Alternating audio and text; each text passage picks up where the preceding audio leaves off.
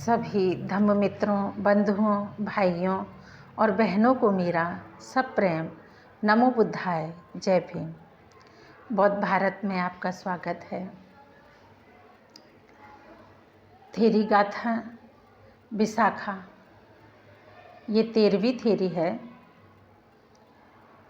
जीवन कथा भिक्षुणी थीरा के समान विमुक्ति सुख का अनुभव करते हुए उसने नीचे लिखी गाथा कही।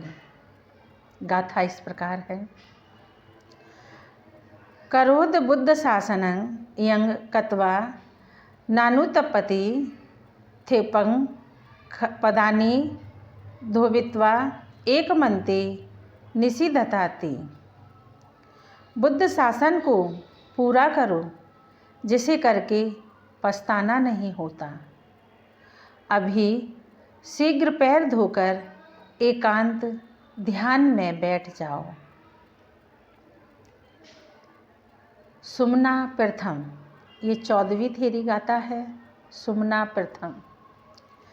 जीवन कथा भिक्षुणी तिस्या के समान भगवान बुद्ध ने भिक्षुणी सुमना के सामने योगबल से प्रकट होकर उसे उद्बोधित करते हुए कहा, धातुओं दुःखतो दिस्वा माँ जाति पुनरागमे भवेच्छन्नं विराजेत्वा उपसंता चरिष्यसीति। सांसारिक जीवन भव के सभी तत्वों धातुओं को क्या तूने दुखमय देखा नहीं? तो फिर पुनर्जन्म की आसक्ति मत करना।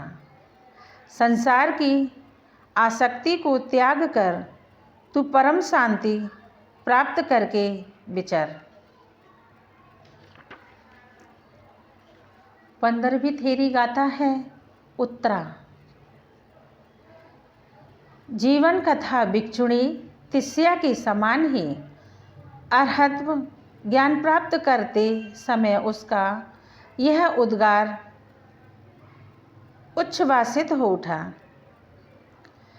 कायेन संभुता आसिगं वाचाय उद्दचेतसा समूलं तड़म्बुहं सीतिभूतामिहि निबुताति। एकनिष्ठ होकर मैंने काया मन वाणी को संयत किया। फिर मैंने तृष्णा को समूल उखाड़ फेंक दिया। आज मैं शांत हूँ, निर्वाण प्राप्त हूँ। निर्वाण की परम शांति का मैंने साक्षात्कार किया। 16वीं थेरी गाथा सुमना। सुमना जिसने बुढ़ापे में प्रविज्ञा ग्रहण की। जन्म स्थान श्रावस्ती, कौशल राज प्रसन्नजीत की भगनी। प्रसन्नजीत के दिए गए भगवान के उपदेश को सुनकर धर्म में श्रद्धावती हुई। संसार के प्रति अत्यंत अनासक्त होते हुए भी उसने चिरकाल तक प्रविज्ञा ग्रहण नहीं की। कारण यह था कि उसकी दादी जीवित थी। इसलिए उसने यह निश्चित किया कि जब तक मेरी दादी जिएगी मैं उसकी सेवा करूँगी। बाद में उसकी मृत्यु होने पर भाई से अनुमति लेकर बुढ़ापे में प्रविज्ञा हो गई। भगवान ने उसके ज्ञान की पूर्णता देखकर उससे नीचे लिखी गाथा कही, जिसका वह पर्याय उच्चारण किया करती थी। सुखं तत्व बुद्धि के से ही कत्वा चोलेन पारुता उपसंतोहिते रागो सीति भूतासी निभुताति।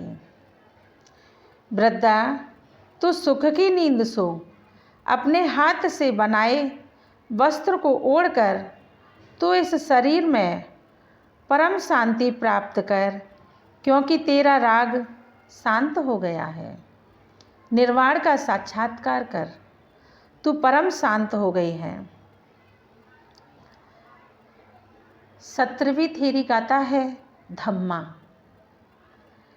धम्मा श्रावस्ती में कुलीन घर में जन्म, पति की आज्ञा न मिलने से संघ में प्रवेश नहीं कर सकी। बाद में उसकी मृत्यु होने पर भिक्षुणी हो गई। एक दिन भिक्षाटन से लौटकर आ रही थी कि बिहार के समीप निर्बलता के कारण गिर पड़ी। उसी को समाधि का आलंबन बनाकर वह ध्यानमग्न हो गई। अरहत ज्ञान प्राप्त होने पर वह उल्लास में यह ज्ञान में उद्गार करने लगी। पिंडपातं चारितवान दंडमूलुभ दुबला वेद माने ही गति ही तथैव निपतिं क्षमा दिस्वा अधिनवं काये अथ चित्तं विमुच्यते। एक दिन भिक्षा के लिए दूर जाकर मैं दुर्बल शरीर वाली लंगोटी के सहारे बिहार के समीप आई ही थी कि क्लांतं और कंपितं होकर वही पृथ्वी पर गिर पड़ी।